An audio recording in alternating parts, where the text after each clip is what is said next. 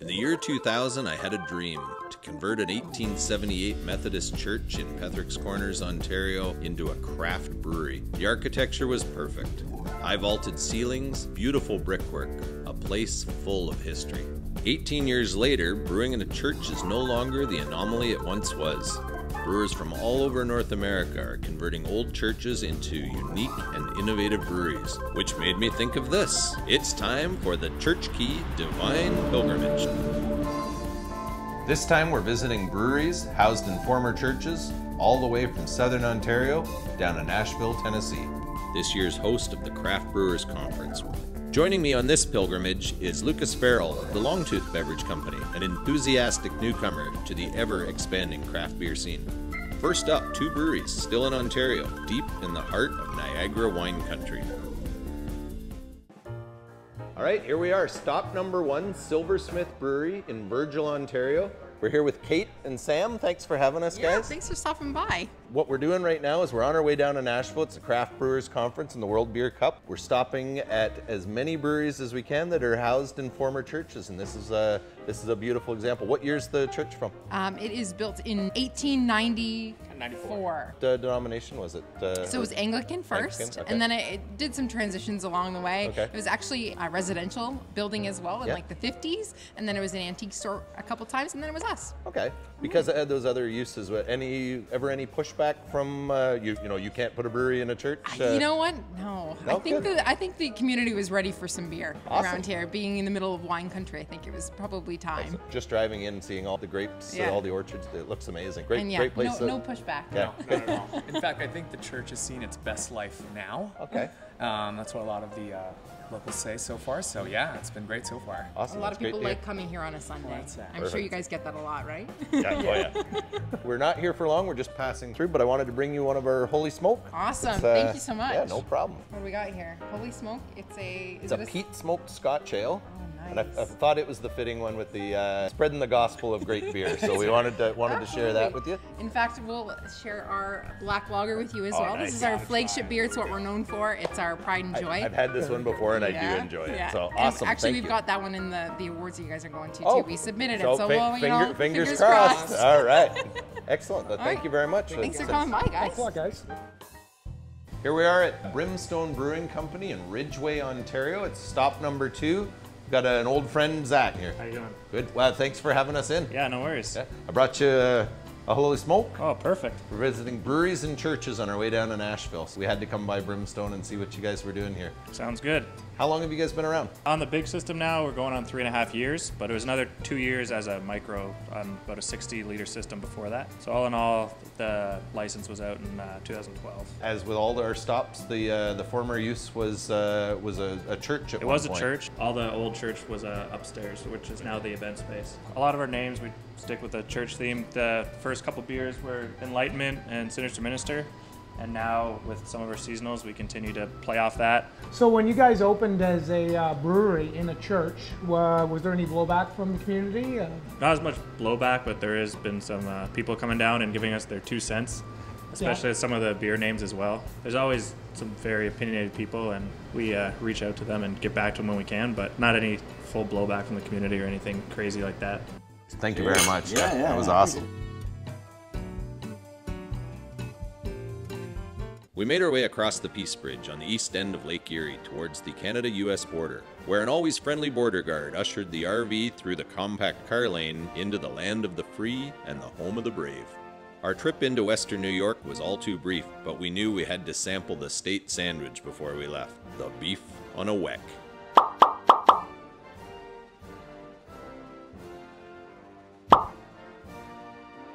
South on I-79, we made our way to Pittsburgh, home to sprawling factories and layered outerwear. Here we are at Church Brew Works in Pittsburgh, Pennsylvania. Megan's here to tell us a little bit about the place. Welcome, guys. Thanks for stopping by on your trip. We are Church Brew Works. We are St. John the Baptist. We were a Roman Catholic church. We've been here 21 years now. I've been here 11 of them.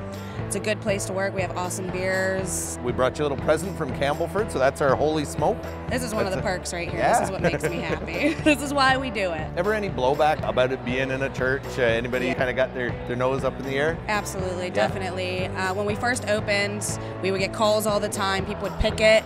How dare you have a church like this? How could you get away with this? Because we have stained glass windows, we have the original pews, and now, especially Pennsylvania, Pittsburgh's Catholic Diocese, they don't let us keep the stained glass in any churches. They take the pews. They take anything religious when they sell a building now. Okay. So we're one of the lucky ones. So out of all your beers, what are you proud of? What's your flagship here? What should we have over here? We have a couple really good ones. I really enjoy the Pious Monk Dunkel. It's a German-style amber lager, malty, smoky. We've had it since we opened, and we've just kind of critiqued the recipe and made it what it is. And then I'm a hophead, so I really like the Thunder Hop IPA. That kind of comes and goes, but we mostly have it, or variations of it. Right now we have a Thunder Foam, which is a hazy IPA. That one's really good, but we got a bunch of awesome, fun stuff. Fantastic. All right. Thank you guys. Thank you very much. We left Pittsburgh under the cloak of darkness and made an unscheduled stop in Valley Grove, West Virginia, at Ruttenbuck's, the local watering hole. It might have been the red billiard ball or perhaps the rosy red cheeks of a lubricated local, but Lucas's mind began to wander again. Good luck, Churchkey Brewing, on your divine pilgrimage from Rottenbox in Valley Grove, West Virginia. Nice. We continued our journey into the Midwest towards the city of, well, everything. But the brewer, while insisting he was not intoxicated, could not explain his nudity. Colorful turn-of-the-century architecture, America's oldest baseball team, and chili on spaghetti.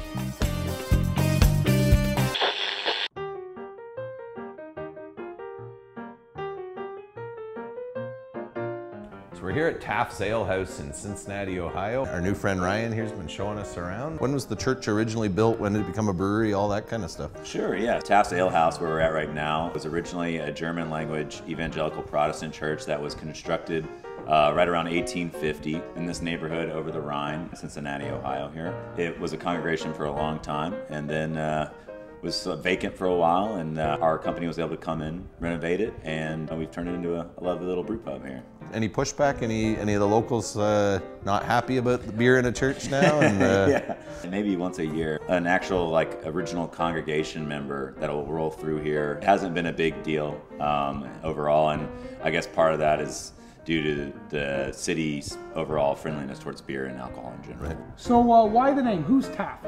President William Howard Taft is the namesake that we've taken for our brewery here. You can actually see him in this logo right here on the shirt. He's in a tub. The story goes that Taft may have gotten stuck in his bathtub at the White House, and he had to bring a bigger one in that would actually hold 4 fully grown men in. So, oh, okay. Yeah, that's kind of the origin of the tub.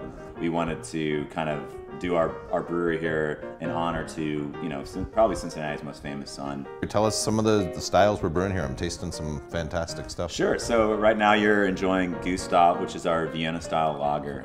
That's actually our medal winner, kind of our pride and joy right now. We managed to get a gold at JVF last year. We do a myriad of styles. Our focus is really on quality ingredients, making quality beer. It's some really tasty stuff. Thank you. No, thank you. I'm so glad to have you here, yeah. Before we left, Ryan tasked us with a special beer delivery to the neighboring brewery. All right, so I heard you guys are headed to Urban Artifact next. If you wouldn't mind, you could take this over to them. It's the next stop. Thank you very much for the hospitality. Eh? Cheers, yeah. Thanks a lot. Right. Yeah, safe travels. All right.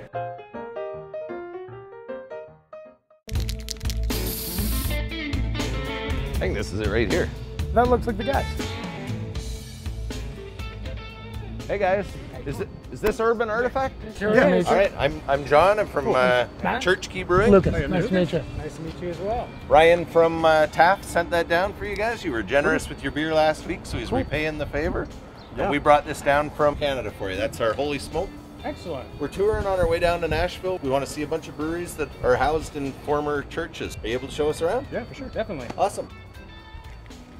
So here we are at Urban Artifact, just on the outskirts of Cincinnati. We're here with our new friend Nick. He's going to tell us a little bit about some of the beers they're doing. They're a little different style-wise. Yeah, for sure. So like Wild Culture is kind of one of our big taglines for the brewery. Do primarily sour and fruited ales. Kind of our flagship style and kind of variety of beer that we do is called a Midwest Fruit Tart that we kind of came up with. They're heavily fruited ales. Typically about 3 pounds a gallon. We're hitting up breweries that have repurposed beautiful old churches, and this definitely fits that bill. Definitely in that category. Can you tell me a little bit about, when was it built? What was the denomination? So this is an old Catholic church that was built in kind of the mid-1800s called St. Patrick's. And just, kind of over the years, they gradually decreased in membership. So it kind of sat unused for a little bit, and we're trying to repurpose the space, and it's been fairly successful so far. Now, ever any blowback? Anybody upset that the old church got turned into something with beer? No, I mean, it obviously happens, not super often. I mean, like, the one main story that comes to mind, our taproom manager had this experience with an older gentleman that came in who apparently was like baptized here, like he was christened here basically, and kind of had all those experiences that he has built up in his own mind, and kind of, he was definitely let down that a brewery had come in, but then once he came in and saw our space and saw the kind of our approach to community and how we're trying to be in Northside and be in Cincinnati, he left pretty excited about it. So why don't you tell us a little bit about one of your beers? What are you drinking after work today? Oh, it's going to be Key Punch. It's our key lime goza. Yep. So a little low ABV, pretty crushable, sessionable for sure. Nice and tart, super bright. You want to try some? I got to try me one Yeah. of them. Yeah, for sure. At the crack of dawn the following day, we were back on the road and across the Mason-Dixon line into Kentucky bluegrass country, the land of riverboat fantasies and Louisville sluggers.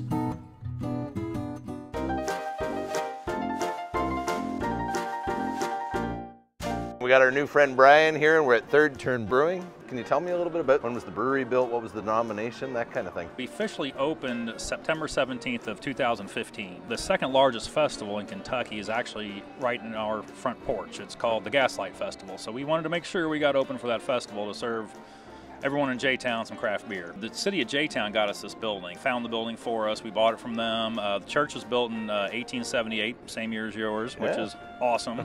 I guess the one big difference from all of the stops we've made, including my own church, my own brewery, is all of the other reasons for vacating were dwindling congregations. Yours outgrew the building. So that's outgrew the building. We're down in the Bible Belt. I guess that still happens. Eh? Absolutely. They're about a half a mile down the street that way. All right. Have you experienced any blowback or negative feedback from putting a brewery in a church? Yes, a little bit. The news channel tried to, kind of stoke the flames on that a little bit. And, the answer I give people is a church is a congregation. It's not a building. A congregation outgrew this building, and they moved out, sold to Moose Lodge, and now we have it. It's just a building. Tell us a little bit about the beers we're having. I'm having the vanilla brown. Lucas is having the milk stout. Milk stout, yeah. The High Bank Brown is named after a farm that actually our brewer, his family used to own property. It's about 10 miles that way, so we named our brown after that. Our milk stout, that one's really funny there. That one's called Blair's Tank. Now, who's Blair?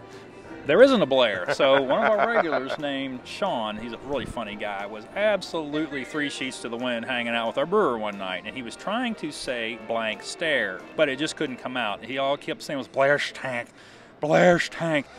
So brewer named the beer after him. Thank you very much for taking the time, for showing us around, pouring us a pint. Absolutely. So, Cheers, guys. Thank you so much. Great to meet you, Brian. You too, fellas.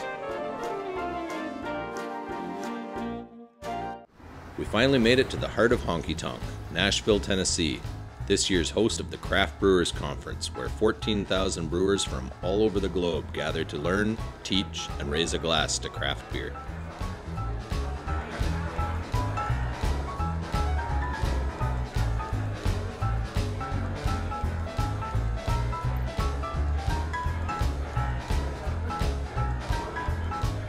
I spent much of the conference reuniting with old friends, while Lucas wandered off in an attempt to make some new friends of his own.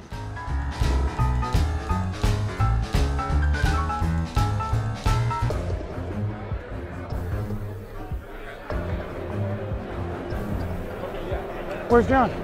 Hey, how are you? I just lost my friend John. He's a nice guy, has a red beard. John. Oh, different John. Now he has a red beard, so yay tall, has a bit of a beer belly. Right there. Perhaps bushy beer? No, different guy. Okay. Is he bald? No, he has hair. Yeah, no, he has hair. Not a lot of it. It's thick enough, just really short. And you don't by chance have his phone number to call him, do you? No. No, well, I have his phone number. My phone's dead, so that's not going to work. But my phone, his phone number's on my phone, so I can't get it off the phone to call him with someone else's phone. You know how that works? I understand. There you go. Hi, isn't there an elevator close here I can take to get to Davidson? It was at that moment that Lucas learned the most important lesson about locating a lost brewer at a craft brewers conference. Never start with the beard.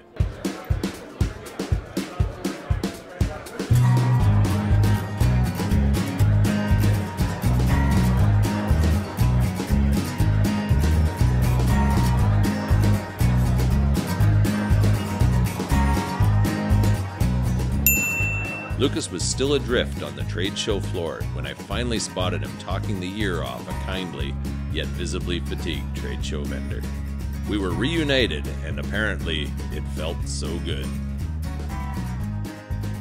As the largest craft brewers event in the world began to wind down, it was time for us to limber up and hit the town.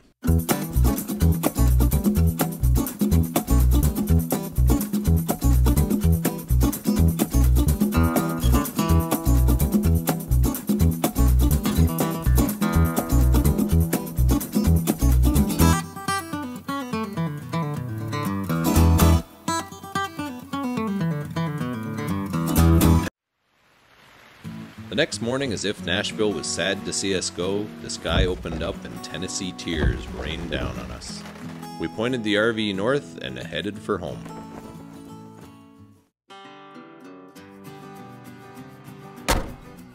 We were back amongst the Church Key flock, just in time for our annual spring revival. If I learned one thing on our whirlwind trip, it was that the brewing community, much like a church, is all about the congregation. The journey started out as an exploration of the ways in which brewers had repurposed out-of-use buildings, but what we discovered in the end was that much like they were originally intended to be, the churches we visited were still places where people gathered, worked together, and where lifelong memories were made.